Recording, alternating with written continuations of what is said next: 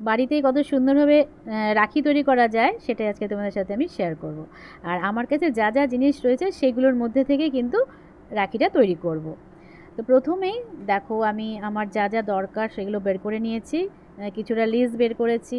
আর এই একটা কার্ডবোর্ড বক্সের থেকে আমি এই সার্কেল শেপের কেটে নিচ্ছি। রাখির যে বেসটা তৈরি করব আমি সার্কেল শেপ করে নিচ্ছি, প্রথমে 3টে করে নিলাম। আর এই ধরনের টুকরো কাপড় তো আমার থাকেই। তো দেখলাম এই টুকরোটার মধ্যে দেখো একটুখানি জড়ি কাজ করা রয়েছে। তো মিডিলে একটা জড়ি আমি যে বুটি টাইপের রয়েছে সেটা মিডিলে দিয়ে চারপাশটা কেটে নিচ্ছি। তারপরে চারপাশটা না একটুখানি কাট করে দিতে হবে যেহেতু রাউন্ড শেপ। তারপর এটাকে আমি হট গ্লুর সাহায্যে চিপকে দেবো। তোমরা ফেভিকলের সাহায্যেও চিপকে দিতে পারো। তো হট গ্লুটা কি তাড়াতাড়ি চিপকে যায়। তো এ দেখো ঠিক এইভাবে চিপকে দিলাম, একটা রাখির যে বেস সেটা তৈরি হয়ে গেল। তো এটাও একটা টুকরো কাপড়, এখানেও একটা দেখো বুটি টাইপের ডিজাইন করা রয়েছে, সেটা মিডিলে দিয়ে দিচ্ছি। এটা একটা ডিজাইনও হয়ে যাবে আর দেখতেও ভালো লাগবে। তো এটা একটা কি বলো তো আইডিয়া দিচ্ছি তোমাদের, এরকম থাকে না যে কাপড়ে সব ডিজাইন করা থাকে। তো বাড়িতে থাকলে এরকম অনায়াসে করে নিতে পারো। না হলেও সিম্পলভাবে করা যায়, বিভিন্ন রকম জড়ি সেট করে এর মধ্যে করা যাবে, কোনো অসুবিধা নেই। যে লেসগুলো কিনতে পাওয়া যায়। হ্যাঁ, তো আমি দেখো 3টে কালারের রাখি করছি আর কি, সেই জন্য 3 রকম কালারের কাপড় নিয়ে বেসটা তৈরি করে নিলাম। আর একই প্রসেসে দেখতেই পেলে খুবই ইজি। এবারে আমার তো ক্রাফটের বিভিন্ন জিনিস আমার কাছেই রয়েছে, এগুলোই বার করে নিচ্ছি। এই যে মিররগুলো রয়েছে সেটাকে দিয়ে ভাবছি ওপরটা সাজিয়ে নেবো, মানে রাখির যে বেসের ওপরটা সেটা দেখো বিভিন্ন শেপের যে মিররগুলো রয়েছে সেটা দিয়ে আমি এক একটা রাখিকে সাজিয়ে নেব। তো চলো আগে সাজানোর কাজটা করে নিই।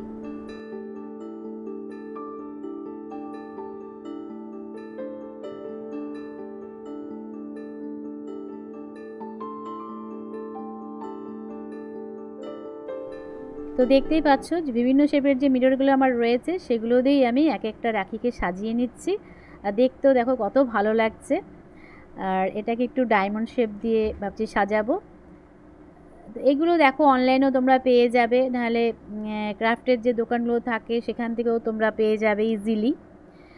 এখানে ক্রাফটের সমস্ত জিনিসপত্র পাওয়া যায়। তো আমি তো এগুলো কিনে রেখেছিলাম অনেক আগে, যেহেতু আমার এক একটা কন্টেন্টের জন্য তৈরি করতে হয় বিভিন্ন রকম জিনিস, তো ভ্যারাইটি জিনিস আমার কাছে রয়েছে। আর সেই জন্যই কি বলতো যখন তখন যে কোনো জিনিস কিন্তু আমি তৈরি করে নিতে পারি। তো কি হয় না যে আমি ভাবছিলাম অন্য কিছু করবো, তারপরে দেখলাম না সামনে রাখি আসছে।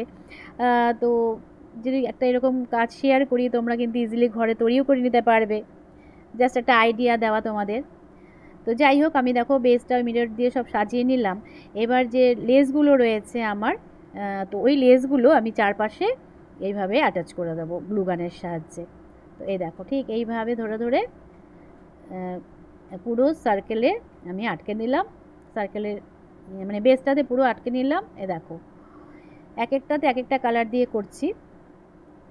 এটা দেখতেও ভীষণই ভালো হয়েছে। আর লেসগুলো ঠিক ওই ওই কালারের রয়েছে, তো মানে সেম সেম কালারের পেয়ে গেছি মোটামুটি। তো ওই জন্য অ্যাটাচ করে দিচ্ছি। এই দেখো দেখতে বেশ ভালো লাগছে। এবারে ওই পিঙ্ক কালারটা আমি ভাবছি 2 রকমের লেস দিয়ে করব। তো এই দেখো একটা অফ হোয়াইট দিয়ে প্রথমে করছি। তো ভেবেছিলাম পিঙ্ক কালারটা দেবো, কিন্তু দেখলাম না একটুখানি অন্যরকম করি এটাকে। তো এগুলো কি হয় না যে কাজ করতে করতে মনে হয় যে এটার সাথে ওটা দিই, ওটার সাথে ওটা দিই, মিক্স অ্যান্ড ম্যাচ করে করতে বেশি ভালো লাগে যে কোনো কাজ। হ্যাঁ, তো এইভাবে দেখো আমি যদি ওটা দিতাম আমি ভাবলাম যে ভালো লাগছে না অতটা। তো এই যে রিবনটা ছিল আমার কাছে, রিবনটাকে একটুখানি দেখো ফ্রিল টাইপের করে নিচ্ছি, তাহলে জিনিসটা আরও ব্রাইট লাগবে দেখতে। তো ফ্রিল করে চারপাশটা আমি গ্লুগানের সাহায্যে অ্যাটাচ করে দেবো, তাহলে দেখতে কিন্তু আরও বেশি ভালো লাগছে। যদি ওই পিঙ্ক কালারের ওই লেসটা লাগাতাম অতটা বেশি ফুটছিল না। তো এইগুলো কি বলো তো নিজের কাছে যে কোনটার সাথে কোনটা ভালো লাগছে ওটা একটু দেখে নিতে হয় মেনলি। এবার ব্যাক পার্টের জন্য ব্যাক পার্টটা দেখো এরকম জাস্ট একটা পাতলা কার্ডবোর্ড নিয়ে লাগিয়ে দিলেও হতো। আমি ওই একটা পাতলা কার্ডবোর্ডকেই ওই সেম মানে মাপে কেটে নিয়েছি সার্কেল শেপে, তারপরে ওই সেম কালারের কাপড় দিয়ে আবার চিপকে দিচ্ছি। দেওয়ার পরে পেছনে জাস্ট ওইভাবে অ্যাটাচ করে দেবো।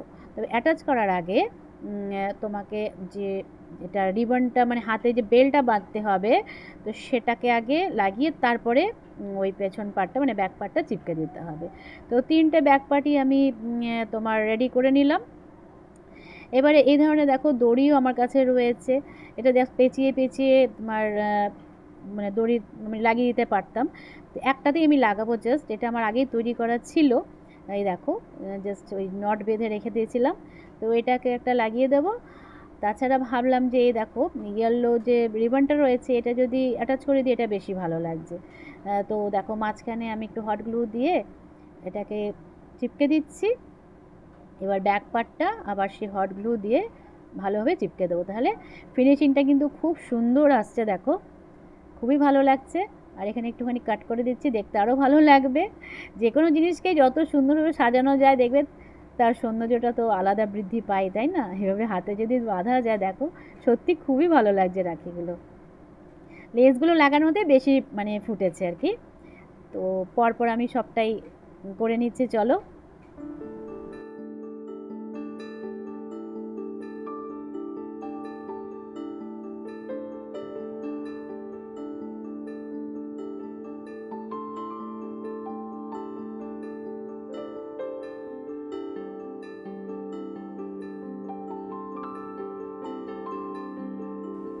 এটার মধ্যে এই তোমার এই দড়িটা লাগিয়ে দিচ্ছি, এটা বেশি ভালো লাগছে তাহলে। তো এর সেম প্রসেসে দেখো এরকম ব্যাক পার্টটা চিপকে দিলাম, খুবই ভালো লাগছে। দেখো তিন রকমের রাখি তৈরি হয়ে গেল, আর খুবই অল্প সময়ের মধ্যে এগুলো তৈরি হয়ে যায়।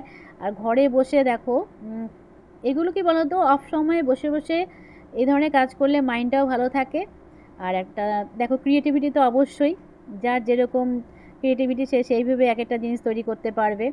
এগুলো এক একটা আইডিয়া নিয়ে নিলে কি বলো তো, তারপর নিজের মতো নিজে তৈরি করা যায়। আর সবথেকে বড় কথা এগুলো দেখো সেলও করা যাবে, তাই না?